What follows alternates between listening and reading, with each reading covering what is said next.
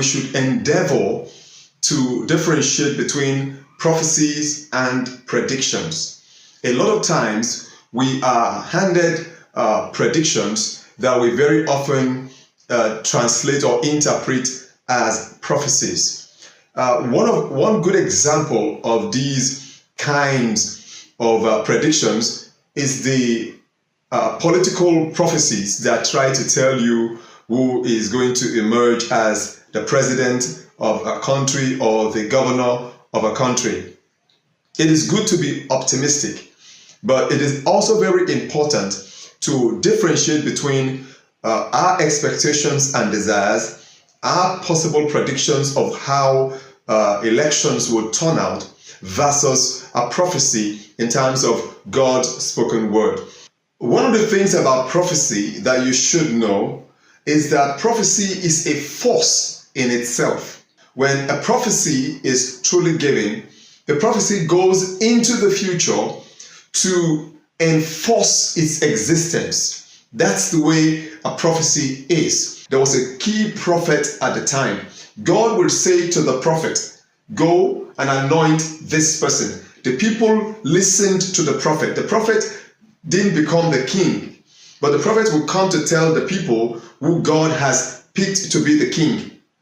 Once that is done, there is no election required. There are no people's choice or mandate required. There are no questions asked. You see that it's enforced.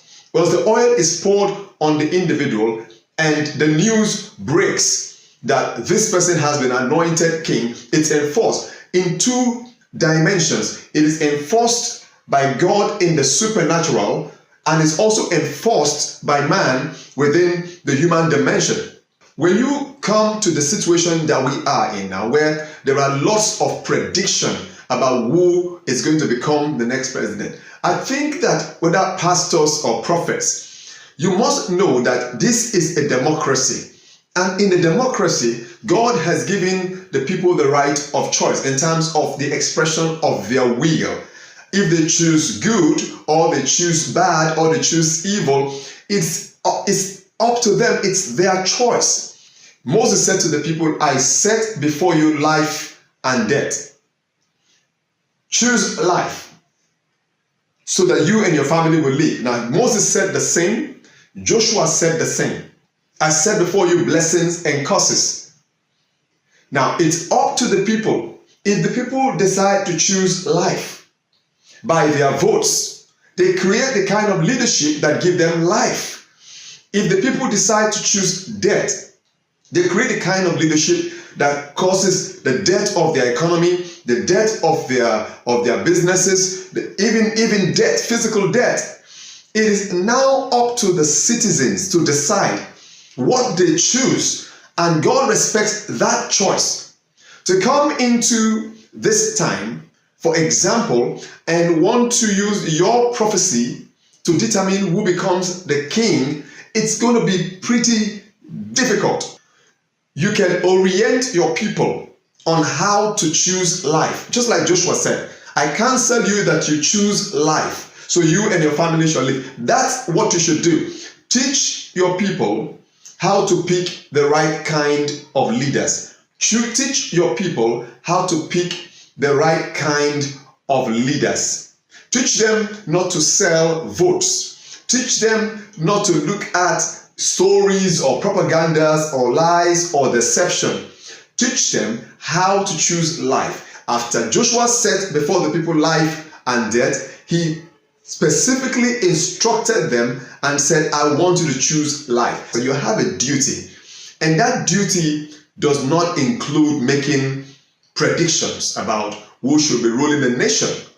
Now, these whole predictions are subject, they are like games. They are subject to failure because they are predictions and they are subject to failure. Even some prophecies in scripture are recorded to be subject to failure, and that's because those prophecies depend on certain conditions to be in place, that if altered, the prophecies themselves become altered. Like the prophecy that Isaiah delivered to Ahab. It required Ahab's pride to take effect. That is the death of Ahab. Ahab instead humbled himself before God, and the prophecy of Isaiah was altered. God sent him to go and reverse the prophecy. In 1 Corinthians 13, the Bible says, whether there be prophecy, it shall fail. So there's a tendency for prophecies to not happen, even when they are genuine. There are also tendencies that prophecies could be coming from a lying spirit. And there are also prophecies that come from human imaginations and dreams. But my point is, having understood all of this, my point is that when it comes to these electoral matters, be very, very clear with yourself and say, I expect ABC to win. Or I would have loved ABC to win. I suspect that ABC has a better chance of winning. Or the country should choose ABC so it will have life. But to say, God has said A is going to be the president is not a prophecy. It's a prediction. It's not a prophecy. It's an expectation. It is what you have in your heart that you are expressing as prophecy. Therefore, God is not obliged to alter the course of events to fulfill that prophecy. And that's the reason why person A will give a prophecy that person D will be president or governor. Person B will give similar prophecies, but pointing to the fact that sister G or J will be president or governor. All professing to be from the same God. Why so? Because number one, these governments that you are making prophecies about who should become what is not subject to that form of appointing leaders. If you were somewhere and you said person A should be president, immediately you say that, you put an oil on person A, and the nation of Israel will take that word and begin to act on it, that person A should be president. But you're not Samuel. You're not the king maker. You're a pastor over a flock, or you're a prophet over a group of followers. And so when you're speaking on behalf of the whole nation, you must understand the limit of your mandate. And the other person is also speaking, must also understand the limit of his or her mandate. And when you have understood, when you understand limits, you will control power. It doesn't mean that you are not anointed, but you need to understand limits. You need to understand the extent that you are permitted to go. If you have not been, like Jeremiah, ordained a prophet to the nations, with which the nation itself now recognizes that place, that when you say this is that, nature and all will readjust itself to walk in line. People make predictions every day, and predictions can come to pass. It still does not make predictions prophecy. There are young men today that are betting on soccer game, and some of them bet right, and they get good scores, and they even win money. Does not make the betting a prophecy. Does not make their predictions prophecy. Prophecy must have the backing of God. Prophecy has the backing of heaven. Prophecy is respected, and the source of the prophecy is known also by the people in such a way that they also do believe that prophecy and can walk in line with the prophecy completely and wholeheartedly. And apart from the people working to implement a prophecy that has been given to them, like who should be king, prophecy must get a divine backing, meaning that God will begin to set all the mechanism in place for it to happen. Let me tell you one thing. It's even preferable when somebody goes to a child, like someone like David, that was almost unknown, and prophesy and anoints him and say, you will be the next king. Relatively unknown, unconnected to the king, never been to the palace, and all of a sudden events change that bring David into that place, and David becomes king. That's the power of prophecy. Prophecy is not about two people are contesting for office, and you know that A or B would win. If A doesn't win, B wins. Like two sides of a soccer club, and you are come to tell you that B is going to win, and then another person says A is going to win, and we start feeling like prophets. Neither of us are prophets. We are only making predictions, expectations, speculations. And because there are two options, one of us will emerge to be right. And that B1 doesn't automatically say that, oh, you see, my prophecy came to pass. I am a true prophet. Or A1, oh, you are a true prophet because your prophecy came to pass. If we try you in another game, will it be that consistent? If we try you in the third game, will that predictions be that consistent? If we try you in the 5th, 6th, 7th games, will that prediction be that consistent? If it can't be that consistent, then it was just a matter of chance. And don't submit prophecy to that, because it makes a ridicule of the essence and the meaning of prophecy. Prophecy is God speaking to his people, and prophecy is God's word. And if you must understand prophecy, you need to go to God and get the specifics. Prophecy can take a relatively nobody from where he was and fashion him, because once prophecy is released, it becomes a force. It can alter human plans and plots. If your prophecy for someone to be a president is true, irrespective of how anybody rigs the election, the lot will still fall for the person that was meant to be, because the force of the prophecy will be at work. And again, I say, it doesn't even have to be among popular contestants.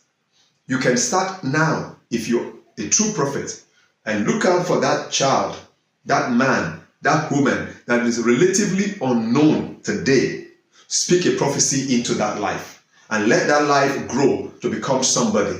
That's the power of prophecy. Samuel didn't wait for David to be known by anybody when he found him. In fact, when he went to that house, when he went there, David's father had almost no recollection that he had a son that he had not presented to the prophet.